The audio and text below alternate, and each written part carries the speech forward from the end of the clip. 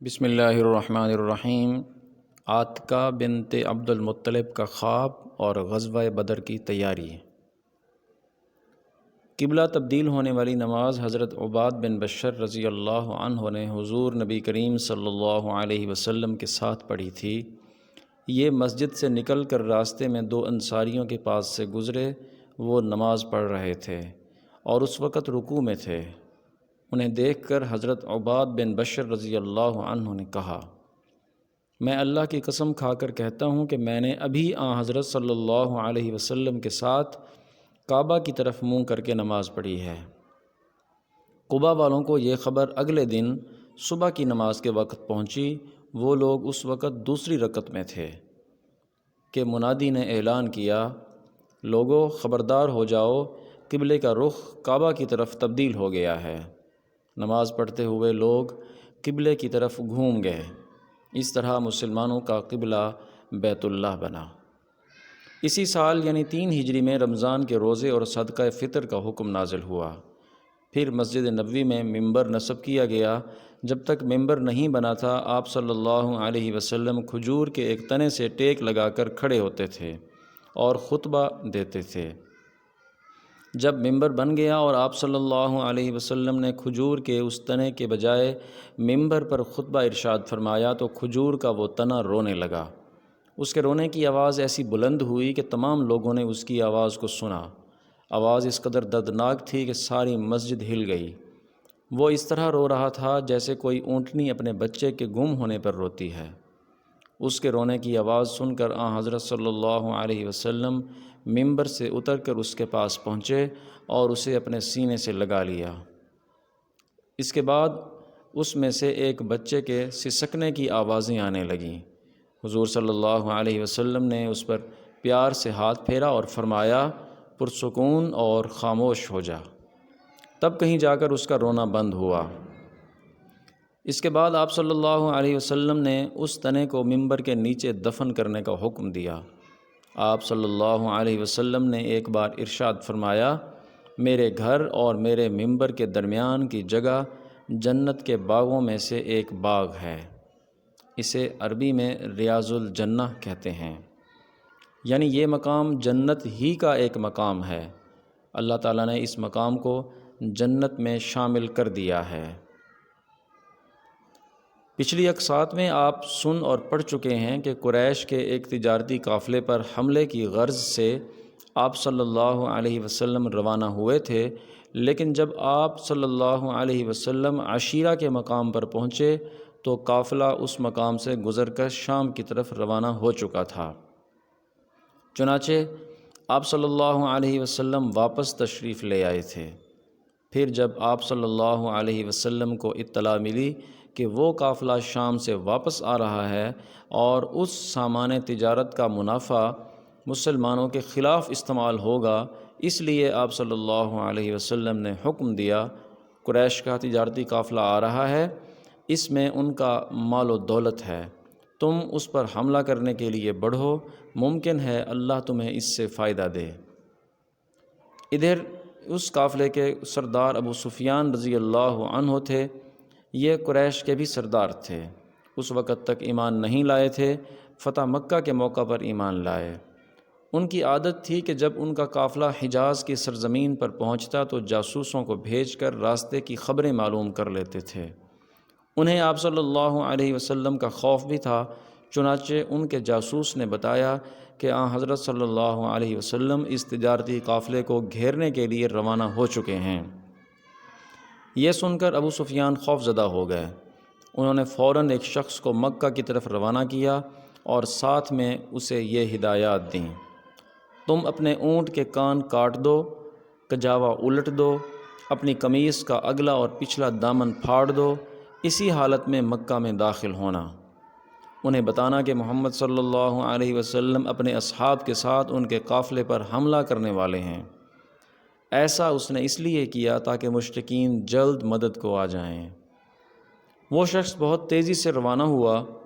ابھی یہ مکہ پہنچا نہیں تھا کہ وہاں عاتکہ بنت عبد المطلب نے ایک خواب دیکھا۔ یہ حضور نبی کریم صلی اللہ علیہ وسلم کی پھوپھی تھیں۔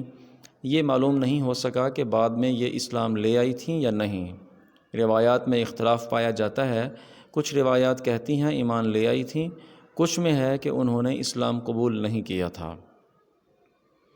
بہرحال انہوں نے جو خواب دیکھا وہ بہت خوفناک تھا، یہ ڈر گئیں۔ انہوں نے حضرت عباس رضی اللہ عنہ کو اپنا خواب سنایا، لیکن اس شرط پر سنایا کہ وہ کسی اور کو نہیں سنائیں گے۔ انہوں نے پوچھا، اچھا ٹھیک ہے، تم خواب سناؤ، تم نے کیا دیکھا ہے؟ عاتقہ بنت عبد المطلب نے کہا، میں نے خواب دیکھا کہ ایک شخص اونٹ پر سوار چلا آ رہا ہے، یہاں تک کہ وہ ابطح کے مقام پر آ کر رکا۔ ابطح مکہ معظمہ سے کچھ فاصلے پر ہے۔ وہاں کھڑے ہو کر اس نے پوری آواز سے پکار کر کہا، لوگو 3 دن کے اندر اندر اپنی قتل گاہوں میں چلنے کے لیے تیار ہو جاؤ۔ پھر میں نے دیکھا کہ لوگ اس کے گرد جمع ہو گئے ہیں۔ پھر وہ وہاں سے چل کر بیت اللہ میں داخل ہوا۔ لوگ اس کے پیچھے پیچھے چلے آ رہے تھے۔ پھر وہ شخص اونٹ سمیت کعبہ کی چھت پر نظر آیا۔ وہاں بھی اس نے پکار کر یہ الفاظ کہے۔ اس کے بعد وہ ابو قبیس پہاڑ پر چڑھ گیا، وہاں بھی اس نے پکار کر یہ الفاظ کہے۔ پھر اس نے ایک پتھر اٹھا کر لڑھکایا، پتھر وہاں سے لڑھکتا ہوا پہاڑ کے دامن میں پہنچا تو اچانک ٹوٹ کر ٹکڑے ٹکڑے ہو گیا۔ پھر مکہ کے گھروں میں سے کوئی گھر نہ بچا جہاں اس کے ٹکڑے نہ پہنچے ہوں۔ یہ خواب سن کر حضرت عباس رضی اللہ عنہ نے کہا، اللہ کی قسم عاتقہ، تم نے بہت عجیب خواب دیکھا ہے، تم خود بھی اس کا ذکر کسی سے نہ کرنا۔ حضرت عباس رضی اللہ عنہ وہاں سے نکلے تو راستے میں انہیں ولید بن عتبہ ملا، یہ ان کا دوست تھا۔ عباس رضی اللہ عنہ نے خواب اس سے بیان کر دیا اور وعدہ لیا کہ کسی کو بتائے گا نہیں۔ ولید نے جا کر یہ خواب اپنے بیٹے عتبہ کو سنا دیا۔ اس طرح خواب آگے ہی آگے چلتا رہا، یہاں تک کہ ہر طرف عام ہو گیا۔ مکہ میں اس خواب پر زور و شور سے تبصرہ ہونے لگا۔ آخر 3 دن بعد وہ شخص اونٹ پر سوار مکہ میں داخل ہوا، جسے حضرت ابو سفیان رضی اللہ عنہ نے بھیجا تھا۔ وہ مکہ کی وادی کے درمیان میں پہنچ کر اونٹ پر کھڑا ہو گیا اور پکارا، اے قریش، اپنے تجارتی قافلے کی خبر لو۔ تمہارا جو مال و دولت ابو سفیان لے کر آ رہے ہیں، اس پر محمد صلی اللہ علیہ وسلم حملہ کرنے والے ہیں، جلدی مدد کو پہنچو۔ اس تجارتی قافلے میں سارے قریشیوں کا مال لگا ہوا تھا، چنانچہ سب کے سب جنگ کی تیاریاں کرنے لگے۔ جو لوگ مالدار تھے انہوں نے غریب لوگوں کی مدد کی تاکہ زیادہ سے زیادہ افراد جنگ کے لیے جائیں۔ جو بڑے سردار تھے وہ لوگوں کو جنگ پر ابھارنے لگے۔ ایک سردار سہیل بن عمرو نے اپنی تقریر میں کہا، اے قریشیو، کیا تم یہ بات برداشت کر لو گے کہ محمد صلی اللہ علیہ وسلم اور ان کے بے دین ساتھی تمہارے مال اور دولت پر قبضہ کر لیں؟ لہٰذا جنگ کے لیے نکلو، جس کے پاس مال کم ہو اس کے لیے میرا مال حاضر ہے۔ اس طرح سے سب سردار تیار ہوئے، لیکن ابو لہب نے کوئی تیاری نہ کی۔ وہ عاتقہ کے خواب کی وجہ سے خوفزدہ ہو گیا تھا۔ وہ کہتا تھا، عاتقہ کا خواب بالکل سچا ہے اور اس طرح ظاہر ہوگا۔ ابو لہب خود نہیں گیا، لیکن اس نے اپنی جگہ عاص بن ہشام کو 4000 درہم دے کر جنگ کے لیے تیار کیا، یعنی وہ اس کی طرف سے چلا جائے۔ ادھر خوب تیاریاں ہو رہی تھیں اور ادھر حضرت صلی اللہ علیہ وسلم مدینہ منورہ سے روانہ ہوئے۔ مدینہ سے باہر بئر عتبہ نامی کنویں کے پاس لشکر کو پڑاؤ کا حکم فرمایا۔ آپ صلی اللہ علیہ وسلم نے صحابہ کرام رضی اللہ عنہم کو اس کنویں سے پانی پینے کا حکم دیا اور خود بھی پیا۔ یہیں آپ صلی اللہ علیہ وسلم نے حکم فرمایا، مسلمانوں کو گن لیا جائے۔ سب کو گنا گیا۔ آپ صلی اللہ علیہ وسلم نے سب کا معائنہ بھی فرمایا۔ جو کم عمر تھے انہیں واپس فرما دیا۔ واپس کیے جانے والوں میں حضرت اسامہ بن زید اور رافع بن خدیجہ، برا بن عازب، اسید بن ظہیر، زید بن ارقم، عمیر بن ابی وقاص اور زید بن ثابت رضی اللہ عنہم شامل تھے۔ جب انہیں واپس چلے جانے کا حکم ہوا تو عمیر بن ابی وقاص رضی اللہ عنہ رونے لگے۔ آخر آپ صلی اللہ علیہ وسلم نے انہیں جنگ کی اجازت دے دی۔ چنانچہ وہ جنگ میں شریک ہوئے۔ اس وقت ان کی عمر 16 برس تھی۔ روحا کے مقام پر آپ صلی اللہ علیہ وسلم نے لشکر کو گننے کا حکم دیا۔ گننے پر معلوم ہوا مجاہدین کی تعداد 313 ہے۔ آپ صلی اللہ علیہ وسلم یہ سن کر خوش ہوئے اور فرمایا، یہ وہی تعداد ہے جو طالوت کے ساتھیوں کی تھی جو ان کے ساتھ نہر پر پہنچے تھے۔ طالوت بنی اسرائیل کے ایک نیک مجاہد بادشاہ تھے۔